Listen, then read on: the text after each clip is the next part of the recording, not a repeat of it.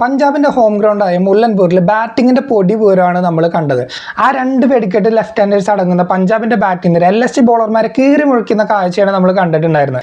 254 റൺസിൻ്റെ കൂറ്റൻ വിജയലക്ഷ്യമാണ് പഞ്ചാബ് LSGക്ക് മേൽ വെച്ചിട്ടുണ്ടായിരുന്നത്. താരതമ്യേന വീക്കായിട്ടുള്ള ബാറ്റിംഗ് നിരയുള്ള LSGക്ക് അതൊരു ബാലികേറ മല തന്നെയായിരുന്നു. എന്നിരുന്നാലും അവരെങ്ങനെയൊക്കെ 200 റൺസിലേക്ക് എത്തിപ്പെട്ടിട്ട് 54 റൺസിൻ്റെ തോൽവി മാത്രമാണ് അവർക്ക് വന്നുള്ളൂ എന്ന് പറയാമെങ്കിലും പക്ഷേ കാര്യമായിട്ടുള്ളൊരു കോൺട്രിബ്യൂഷൻ ഒന്നും ആരുടെ ഭാഗത്തുനിന്നും അവരുടെ ഇന്നിങ്സിൽ വരുന്നതായിട്ട് കണ്ടില്ല. പഞ്ചാബിൻ്റെ ഇന്നിങ്സിന് നോക്കുകയാണെന്നുണ്ടെങ്കിൽ കൂപ്പർ കൊണോളി ആണെങ്കിലും പ്രിയാൻഷ് ആര്യ ആണെങ്കിലും 2 പേരും തകർത്തടിച്ച് വാശിക്ക് 6 അടിച്ചിട്ടാണ് കളിക്കുന്നുണ്ടായിരുന്നത്. പ്രിയാൻഷ് 9 6ഉം അതുപോലെ തന്നെ കൊണോളി 7 6ഉം അടിക്കുന്നതായിട്ട് കണ്ടു. കൊണോളി പതുക്കെയായിരുന്നു തുടങ്ങിയിട്ടുണ്ടായിരുന്നത്. തുടക്കത്തിൽ കാര്യമായിട്ട് അടിക്കാനായിട്ട് പറ്റുന്നുണ്ടായിരുന്നില്ല.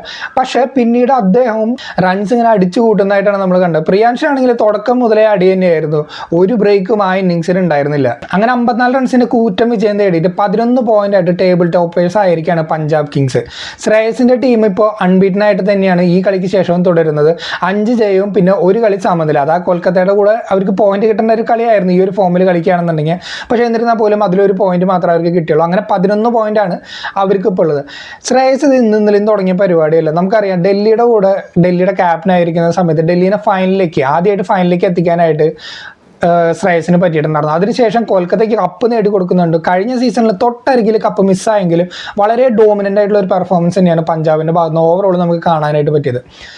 ഇതിപ്പോൾ ഇപ്രാവശ്യമാണെങ്കിൽ പോലും ഈ ഒരു ടീമിൽ നമുക്കറിയാം അതിൽ അർഷദീപും യാൻസനും അല്ലാതെ ആക്റ്റീവായിട്ട് T20 ടീമിലുള്ള പ്ലെയേഴ്സൊന്നും കാര്യമായിട്ടില്ല. കുറേ അൺക്യാപ്ഡ് പ്ലെയേഴ്സിനെ വെച്ചിട്ട് ഇത്രയും നല്ലൊരു പ്രകടനം കാഴ്ചവെക്കാൻ ശ്രേയസിനല്ലാണ്ട് വേറെ ആർക്കും പറ്റില്ല. എന്തായാലും ഈ സീസണിൽ കഴിഞ്ഞ സീസണിൽ കയ്യകലത്ത് നഷ്ടപ്പെട്ട ആ ട്രോഫി ഈ സീസണിൽ തിരിച്ചു പഠിക്കുക എന്നുള്ളൊരു ലക്ഷ്യം മാത്രമാണ് പഞ്ചാബിനുള്ളത്. അത് വ്യക്തമായിട്ട് അവർ പറഞ്ഞിട്ടുണ്ട്. ആ ഓരോ കളി കഴിയുമ്പോഴും അതിനുള്ളൊരു സ്റ്റേറ്റ്മെൻറ്റാണ് പഞ്ചാബ് മൊത്തത്തിൽ തന്നുകൊണ്ടിരിക്കുന്നത്. ഇത്രയും കൊല്ലം കപ്പ് കിട്ടാതിരുന്ന അവർക്ക് ഈ സീസണിലെങ്കിൽ അത് അടിക്കാൻ പറ്റും, അല്ലെങ്കിൽ അത് നേടിക്കൊടുക്കും എന്ന് തന്നെ ശ്രേയസ് പറഞ്ഞു വെച്ചിട്ടുണ്ട്. ഇനി കളിയിലേക്ക് വരികയാണെന്നുണ്ടെങ്കിൽ ടോസ് നേടിയത് LSG ആണെങ്കിലും അവർ പഞ്ചാബിനെ ബാറ്റിങ്ങിന് വിടായിരുന്നു. പക്ഷേ തുടക്കത്തിൽ അതിൻ്റെ ഒരു സക്സസ് കാണുന്നത് നമ്മൾ കണ്ടു. കഴിഞ്ഞ കളിയിൽ നോട്ട് ഔട്ടായിട്ട് തകർത്തടിച്ചുകൊണ്ടിരുന്ന പ്രപ്സിമറിൻ്റെ വിക്കറ്റ് തുടക്കത്തിൽ തന്നെ ഷമി എടുത്തിട്ട് പവർ പ്ലേയിൽ ഒരു വിക്കറ്റ് പഞ്ചാബിൻ്റെ പോയിട്ടുണ്ടായിരുന്നു. അതായത് LSGക്ക് അത് എടുക്കാനായിട്ട് പറ്റുന്നത്. അപ്പോൾ നമ്മൾ വിചാരിച്ചു ഓക്കെ, ഈ LSG അപ്പോൾ ബോളിംഗ് തിരഞ്ഞെടുത്തത് മോശമായിരിക്കില്ല, അവർക്ക് ഇനി കൂടുതലും വിക്കറ്റുകൾ എടുക്കാൻ പറ്റും, പ്രിൻസ് യാദവൊക്കെ ഇനിയും ബോൾ ചെയ്യാനായിട്ട് വരായിരുന്നു എന്നുള്ളത്. പക്ഷേ പിന്നീട് അവർക്ക് ആ ഒരു ചിന്ത അവർ മറന്നുപോയി തന്നെ നമുക്ക് തോന്നിയിട്ടുണ്ടാവും. അതുപോലെ തന്നെ പിന്നീട് വന്ന ഒരു 13 ഓവറുകളിൽ 185 റൺസിൻ്റെ അടുത്താണ് അടിച്ചെടുത്തിട്ടുണ്ടായിരുന്നത്. അതിൽ കൊണോളി 87 റൺസ് എടുത്തപ്പോൾ 93 റൺസാണ് പ്രിയാൻഷ് എടുത്തിട്ടുണ്ടായിരുന്നു. അതും വെറും 37 ബോൾ, സെഞ്ചുറി 7 റൺസ് അകലെ നഷ്ടമായെങ്കിലും കിടിലൻ ഒരു ഇന്നിങ്സാണ് 9 6ൻ്റെ അകമ്പടിയോടെ പ്രിയാൻഷ് കളിച്ചിട്ടുണ്ടായിരുന്നത്. 254 റൺസ് കൺസീഡ് ചെയ്തെങ്കിലും ആകെ ഒരു പ്ലെയർക്ക് മാത്രമാണ് LSGയുടെ നിരയിലൊന്ന് തലയുയർത്തിട്ട് പോകാനായിട്ട് പറ്റുന്നത്. അത് 4 ഓവറിൽ 25 റൺസ് മാത്രം വിട്ടുകൊടുത്തിട്ട് 2 വിക്കറ്റ് എടുത്ത പ്രിൻസ് യാദവിന് തന്നെയാണ്. ആ പ്രിൻസ് യാദവിൻ്റെ ആ ഒരു കോൺട്രിബ്യൂഷൻ ഇല്ലെങ്കിൽ ഇതിലും വലിയൊരു സ്കോർ LSGക്ക് വഴങ്ങേണ്ടി വന്നേനെ. 10 ഡോട്ട് ബോളും പ്രിൻസ് എറിഞ്ഞ ആ ഒരു സ്പെല്ലിൽ പ്രിൻസിന് പ്രൊഡ്യൂസ് ചെയ്യാനായിട്ട് പറ്റിയിട്ടുണ്ടായിരുന്നു. അപ്പോൾ ഇത് നല്ലൊരു എക്സാമ്പിളാണ്. ബാക്കിയുള്ള ബോളർമാർക്കെല്ലാം പ്രിൻസ് യാദവ് കൊടുത്തിട്ടുണ്ടായിരുന്നു. അതിനിടയിൽ ബോളിംഗ് ചേഞ്ച് ആയിട്ട് മാർക്കറ്റിനെയൊക്കെ കൊണ്ടുവന്നിട്ടുണ്ടായിരുന്നു ഋഷഭ് പന്ത്. ഒരു ഓവറിൽ 5 6 അടക്കം 32 റൺസാണ് ആ ഓവറിൽ കൂപ്പർ കൊണോളിയും പ്രിയാൻഷും കൂടി അടിച്ചിട്ടുണ്ടായിരുന്നത്. അപ്പോൾ കാര്യമായിട്ടുള്ള ഒരു ബോളിംഗ് ചേഞ്ച് കാര്യങ്ങളെല്ലാം പക്കയായിട്ട് കൊണ്ടുവരാനായിട്ട് ഋഷഭ് പന്തിന് പറ്റില്ല. പന്തിൻ്റെ ഒരു തീരുമാനവും കൂടി മോശമായിട്ട് പോകുന്നുണ്ട്. കൊണോളിനെ തുടക്കത്തിൽ തന്നെ ഔട്ടാക്കാനുള്ള ഒരു അവസരം ഉണ്ടായിരുന്നു. അതായത് ഒരു LBW അപ്പീൽ വന്നപ്പോൾ അമ്പയർ കൊടുത്തില്ല. പക്ഷേ ഋഷഭ് പന്ത് അവിടെ ആ ഒരു റിവ്യൂ എടുക്കാൻ, ഒരു ചാൻസ് എടുക്കാനായിട്ട് മടിക്കുന്നതാണ് കണ്ടത്. പക്ഷെ അത് വിക്കറ്റിൽ ഹിറ്റ് ചെയ്യാമായിരുന്നു, ഒരു വിക്കറ്റ് കിട്ടാമായിരുന്ന ഒരു ബോളായിരുന്നു. പിന്നീടാണെന്നുണ്ടെങ്കിൽ അവർക്ക് തിരിഞ്ഞു നോക്കണ്ടേയൊന്നുമില്ല. ഇതുപോലെ അവർ അടിച്ച് കളിച്ചു. ലാസ്റ്റ് ആയപ്പോൾ ഇവർ 2 പേരും വിക്കറ്റ് പോയി. ശ്രേയസിൻ്റെയും വിക്കറ്റ് പെട്ടെന്ന് നഷ്ടപ്പെട്ടിട്ടുണ്ടായിരുന്നു. അങ്ങനെ 3 വിക്കറ്റുകൾ അടുപ്പിച്ച് പോയപ്പോൾ പഞ്ചാബിൻ്റെ സ്കോറിംഗ് ഒന്ന് കുറഞ്ഞിട്ടുണ്ടായിരുന്നു. പക്ഷെ അവസാനം സ്റ്റോയിനിസ് ആണെന്നുണ്ടെങ്കിലും ശശാങ്ക് ആണെന്നുണ്ടെങ്കിലും നെഹൽ വധര ആണെങ്കിലും അടിച്ചിട്ട് ആ സ്കോർ ബോർഡ് 250 മേളിലേക്ക് കടത്താനായിട്ട് അവർക്ക് പറ്റി.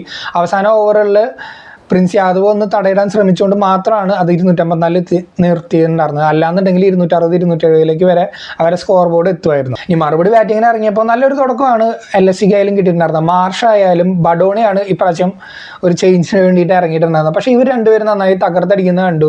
നല്ലൊരു പവർ പ്ലേ LSGക്ക് കൊടുക്കാനായിട്ട് ഈ 2 ബാറ്റ്സ്മാൻമാർക്കും പറ്റിയിട്ടുണ്ടായിരുന്നു. ആ ഒരു ചേസിൽ അതുപോലെ ഒരു തുടക്കം ആവശ്യം തന്നെയായിരുന്നു. അങ്ങനെ നല്ല രീതിയിൽ അടിച്ചു നിൽക്കുന്നതിൻ്റെ ഇടയിൽ ബഡോണിയുടെ വിക്കറ്റ് അവിടെ നഷ്ടപ്പെടുകയാണ്. വൈശാഖ് വിജയകുമാർ വന്നിട്ടാണ് ആ ഒരു ബ്രേക്ക് ത്രൂ എടുത്തിട്ടുണ്ടായിരുന്നത്.